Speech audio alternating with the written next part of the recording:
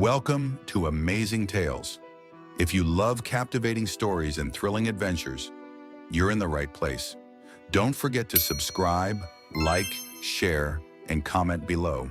Your support means the world to us. And make sure to hit that bell icon so you never miss an exciting new tale. Let's dive into today's story. The night was heavy with rain, and the streets were nearly empty. Paul Keene gripped the steering wheel tightly as he navigated his car through the soaked roads. He was a man who thrived on routine, a regular 9-to-5 job, quiet evenings at home, and not a shred of unpredictability in his life. He liked it that way, but that night was different. As Paul was driving home from a long day at work, a woman soaking wet and frantically waving her arms stood at the side of the road. Her face was pale, and her body looked as though it might give out at any second. She was pregnant. Without hesitation, Paul slowed the car and rolled down his window. "Please help me," she gasped. "I need to get to the hospital." There was a moment's pause, a heartbeat, where Paul considered continuing to drive. This wasn't his problem. His home was warm, and his evening was planned. But something about her urgency cut through his desire for normalcy. He opened the door and helped her inside. The next day, a motorcycle followed Paul, telling him to pull over. Paul could feel the tension in the car as the woman clutched her belly, grimacing in pain. Her breath came out in shallow bursts, and she seemed to be fighting to stay conscious. "What's your name?" Paul asked, trying to keep the conversation light to distract her from the pain. "Rita," she said through gritted teeth. "My baby. He's coming early." Paul pushed the pedal harder, his car speeding down the wet streets. He could barely see through the sheets of rain, and the hospital felt miles away. The air inside the car was thick with tension and fear. They arrived at the hospital, and Paul helped Rita inside, where a team of nurses rushed her to the maternity ward. He stood at the entrance, watching the flurry of activity, unsure of what to do next. He hadn't planned on this detour. He had just been on his way home. He didn't know Rita yet, but something in him refused to leave. Hours passed. Paul sat quietly in the waiting room, sipping stale coffee. Finally, a doctor emerged with a soft smile. "She's going to be fine," the doctor said. "It was a close call, but the baby is healthy. You did the right thing bringing her in." Relief washed over Paul. He nodded. His role in the situation was complete. He could go home now, return to his life, and never think of this again. Yet the encounter lingered in his mind as he drove home, leaving the hospital behind. Unaware that his life had just veered off course in a way he couldn't possibly predict. The next day, Paul woke up to a sense of unease. He couldn't shake the memory of the previous night, Rita's pale face, the rain, the rush to the hospital. He told himself it was just a one-off event. Life would return to normal. It had to.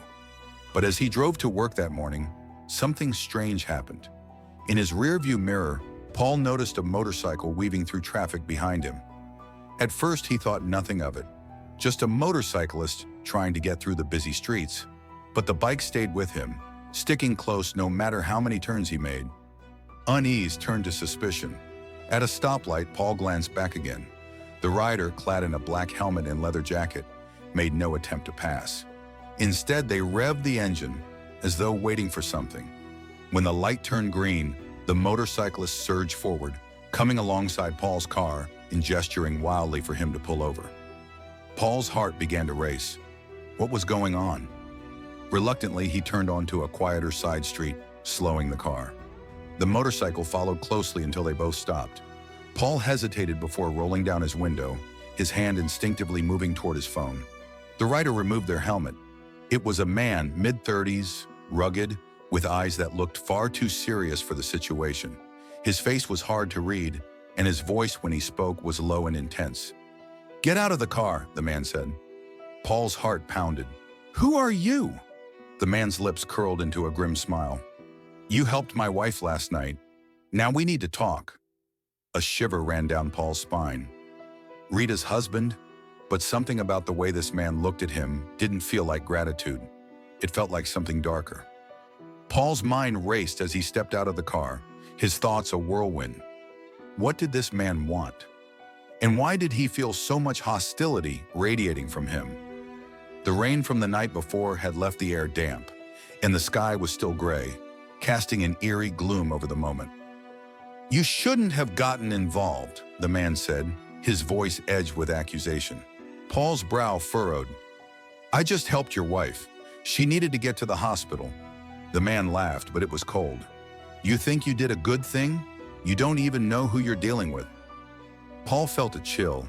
He wanted to run, to get in his car and drive away from whatever this was, but his feet felt glued to the ground. "You saved her," the man continued, "but you've dragged yourself into something you can't escape. You think Rita was just some helpless woman? She's tied to things, people, that you don't want to cross." Paul's mind was spinning. What was he talking about? Rita had seemed desperate, terrified, but now Paul wasn't so sure he had seen the whole picture. "What do you mean?" Paul asked, his voice barely above a whisper. The man stepped closer, his presence overwhelming. "Rita was running. From me. Running from people who want her dead." Paul's blood ran cold. "I don't understand." "You don't need to," the man snapped. "You just need to stay out of it. From now on, don't ask questions. Don't look for her. Forget last night ever happened." Paul opened his mouth to protest, to say that he didn't want anything to do with this. But before he could speak, the man was already walking back to his motorcycle. He put his helmet back on, started the engine, and sped off, leaving Paul standing there, paralyzed by confusion and fear. Over the next few days, Paul tried to put the encounter out of his mind. He went to work, went through the motions, but the warning the man had given him kept gnawing at the back of his thoughts. Who was Rita really, and why had he been pulled into this web of mystery? That night, as Paul sat in his living room trying to unwind, there was a knock at the door. His heart skipped a beat. He wasn't expecting anyone. He moved cautiously to the door and peered through the peephole. Rita. Her face was even more drawn than before, her eyes wild with desperation. "Please," she whispered through the door. "I need your help again." Paul hesitated. Every fiber of his being told him to turn her away, to close the door and never look back. But something stopped him. Maybe it was the memory of her from that night, vulnerable and scared. He opened the door slightly enough to speak, but not enough for her to come in. "Your husband found me," Paul said, his voice low. "He warned me to stay away from you." Rita flinched. "He's not my husband. He's dangerous." "I made a mistake, Paul. I ran, and now I'm trying to protect my baby, but they won't stop." Paul swallowed hard. "Who are they?" She looked over her shoulder, then back at him. "It doesn't matter. All I know is that if you don't help me now, they'll kill me, and my baby." A deep sense of dread settled in Paul's stomach. He had no idea how he had ended up in the middle of this nightmare, but now he was in too deep to just walk away. "What do you need?" he asked. Paul drove through the night again, his mind racing, trying to figure out how his life had spiraled so far out of control. Rita sat beside him, clutching her baby tightly. Her face was a mask of fear. "They're coming," she whispered. "They won't stop until I'm dead." Paul's hands tightened on the wheel. "We'll get you somewhere safe. I'll figure it out." But as they approached the outskirts of the city, headlights appeared in the rearview mirror. Paul's heart dropped.